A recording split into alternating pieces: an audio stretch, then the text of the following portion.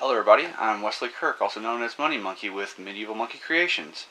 TheMonkeyStore.com. We're Medieval Monkey Creations. Chainmail, not chain letters. We make armor, not spam. We're not the ones that's filling up your email box or whatever, okay? So don't comment or whatever and say that, why do you guys make all that? We've actually had that happen in person and online. People getting all this raging on us.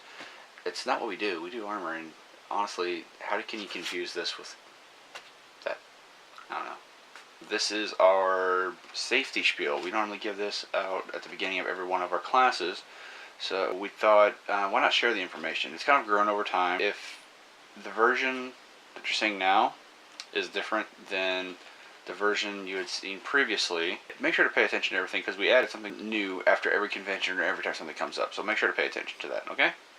This is version 1.2. It's after Gen Con 2011. So some things have been added since then that people have brought up, questions asked, hypothetical situations, etc. First off, I'd like to talk to you about pliers. These are the tool of trade. You're going to be using these constantly, so where better to start off with. Now, the pliers that are here there's two different things you'll notice about. One, they're exceedingly long. I'm using this for dramatic purposes, and you'll see why in a moment. And another is they have no teeth. I'm not sure if you can see that, but these have no teeth. The reason for this is when you're working with metals, if these had teeth and you're working with a softer metal like aluminum, which is what a lot of pieces that we make are made out of, they'll leave a negative imprint into the metal, and that's what we call biting it. It looks like, like an alligator bit down into there. Well, the problem is now that nice little ring that was nice and perfectly smooth now has a bunch of serrated edges along it. And if you're making like one of our chainmail plushies or necklaces, anything, you're like, oh, it's so cute, you just cheese grated your face, okay? Bad times. Don't do that. So make sure that they don't have any teeth. Technically, you could wrap it with, if you can't find the ones that don't have teeth, then you can use, medical tape. I've used Band-Aids, not the plastic ones. Make sure, if you're going to do that, make sure it's the cloth Band-Aids, okay? Reason why that's important, you don't want to mar the rings. I mean, you're making something yourself, you're handcrafting. When you're practicing everything, it's not such a big deal, because you just keep reusing the same chunk rings. But if you're making a finished piece, something you want to share and show off, you don't want them to look scratched up and damaged. So make sure, make sure to find some way where you don't damage the rings while you're doing that. Because of the fact that they have no teeth, they don't have as much traction, and they'll slip more. You'll be prone to slippage. It'll happen all the time. You'll hear a ping, all this good stuff if you're in classes or while you're working. But because of this, make sure you know where your hands are. I'll give you a couple anecdotes of things that I've done. Example, one time I was working on a costume, and it was a pair of sleeves, and I was just working on it. I just couldn't seem to get it, and just put all this force in there, and couldn't understand why I just couldn't get the ring closed, and I slipped. I bullseyed my thumbnail and shoved it back to the cuticle. And as Moses parted the Red Sea, my pliers parted my thumbnail and created a Red Sea. Bad times. Yeah, it hurt a lot. Hit with such impact that I actually embedded part of the thumbnail into the pliers, okay? So, there's the dramatic effect. That's the reason why I'm using the bigger pliers. Again, are you traumatized yet? Good. Another time I was working on another piece, and this ring, it was just, and I couldn't just quite get it, and I was trying to figure out why it wasn't closing right, and I slipped. But I was putting a lot of force into this, so I really crammed it in there. I hit my jawbone, and I think I chipped it because I had a dent here for 3 years. I don't know if it's still visible, but yeah, don't be this guy, okay? I've got enough scars for everyone combined. I'm saying this in such a way that leaves you cringing, and it happens in our classes. Haven't had anybody walk out yet, but it's to make sure you remember, because we've had a pretty good success rate on people not getting hurt. My philosophy is to try to educate you so you learn from my mistakes, okay? One thing that I left out is, the metals I was working with was stainless steel. It takes a lot more force to get steel to move in general. On top of that, those injuries came from 12 gauge stainless steel, which takes a lot of force, so you're slipping a lot farther. But even with aluminum, you can slip a good distance. So if you're going to be working on a piece, make sure that if you're going to look at it, bring your hands down, make the slight adjustment, bring it up, look at it, and don't apply any force when you're up here. Because we don't want you stabbing yourself, we don't want you stabbing your neighbor, the guy out in the hallway. And to iterate that one, we've actually, in one of our first classes when they were working with steel, we've actually had somebody lose a pair of pliers from sweaty hands and it went out to the hallway. It didn't hit anybody, but close enough. If you're wondering why our classes are rated as 13 plus at conventions, it's not because of the conversations that pop up in there or anything else. Even though, I mean, let's face it, the entire, like, Gen Con, the entire convention should be rated as adult. I mean, really. Not that I'm complaining, but just being real. The reason for it is we need the people to have the cognitive understanding and the maturity enough to not fly around with the pliers and everything else. You need to be able to work in such a way and follow directions that doesn't injure yourself or anyone else around you. And that's the reason why the 13 plus rating. Now, with that said, I mean, I've met some extremely mature younger kids, and we've had families come in with children and work on pieces. This is perfectly fine. But then I've also met full-grown adults that I wouldn't trust to operate a toaster oven. So it's just generally for their own safety.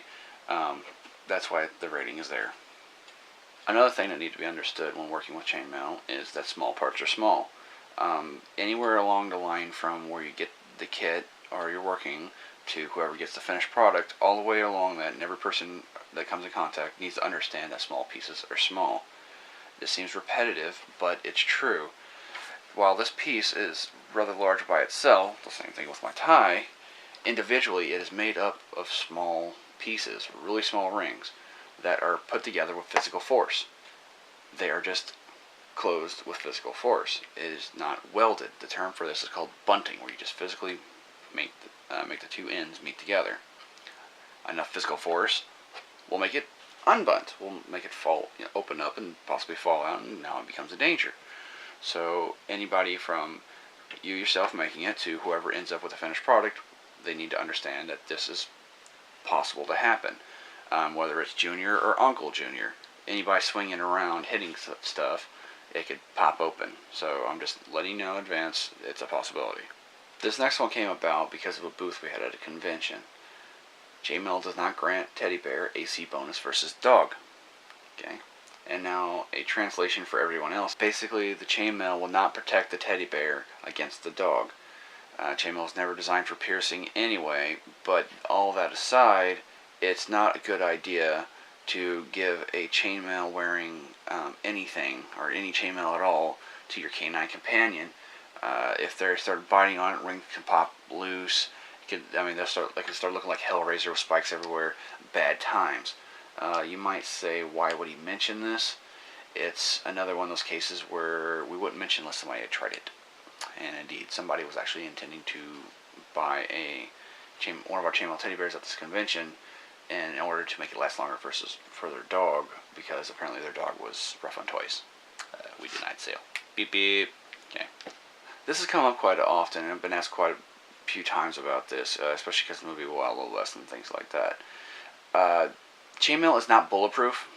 It'll help deflect a slash from a knife. It will not help stop a bullet. So please don't get dressed up in a suit of chainmail and then think you're now an invincible vigilante and try to play Batman or Captain America or whatever, because it's not going to work. And I don't want to be interviewed by 60 Minutes or something that one of our customers went out and got themselves messed up because they thought their armor would protect them. It won't. This next one might seem common sense, but we have to mention it. Please don't eat the rings. And I know you're thinking, why would he mention this? And a couple others are thinking he wouldn't mention it unless somebody had tried it, and that's right. At one of Gen Con, one of our classes, we had a lady who had, I know it's a kind of a mindless type thing, but she had put it in her mouth to hold it, and she was working on it. And then she kind of went like, no.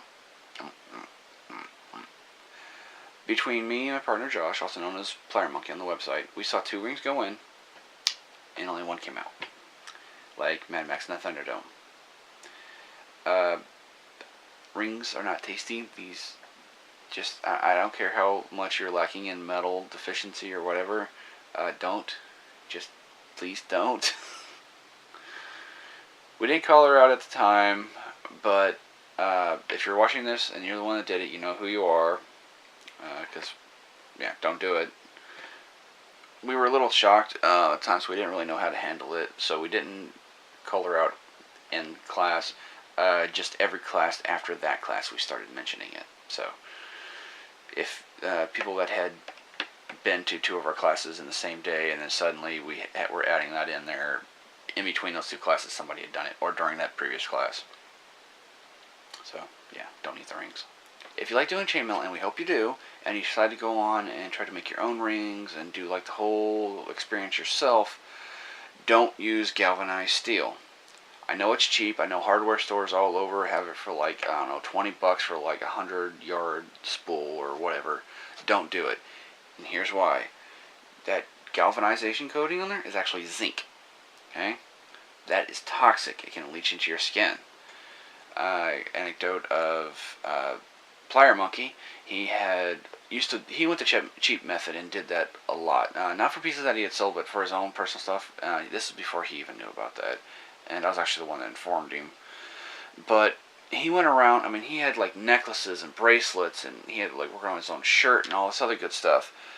And after a while, he started developing what he thought was the flu, and he had it for a couple months. And it turned out he had heavy metal poisoning. So, yeah, don't do it. I know some people are going to be trying to counter-argue that if you wear it over clothes, you'll be fine. This is not true. I mean, it's okay for, I guess it would be okay for like a quick wear or something, but not for anything. If you're going to conventions, like you're going to wear it all day at conventions, or you're going to do something extraneous, working out at DAG or Nero or any of the other like LARPing.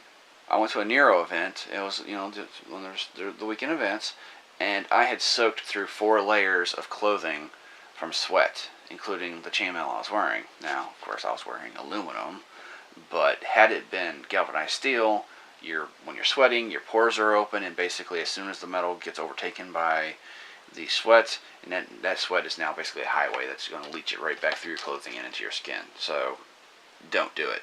That's your official standpoint, is don't. If you want to use it for practice stuff, that's fine. Just making sure you're washing your hands and coming in contact with the metal as little as possible. In extreme cases, it can be fatal. So we really care about our customers and anybody else who's watching this and people in general. So just take care of yourself, okay? This is another new one that we had come across because of questions and conversation. If you're going to be wearing chainmail bikinis and all this, do not sunbathe and do not go swimming. The issue is sunbathing, for example.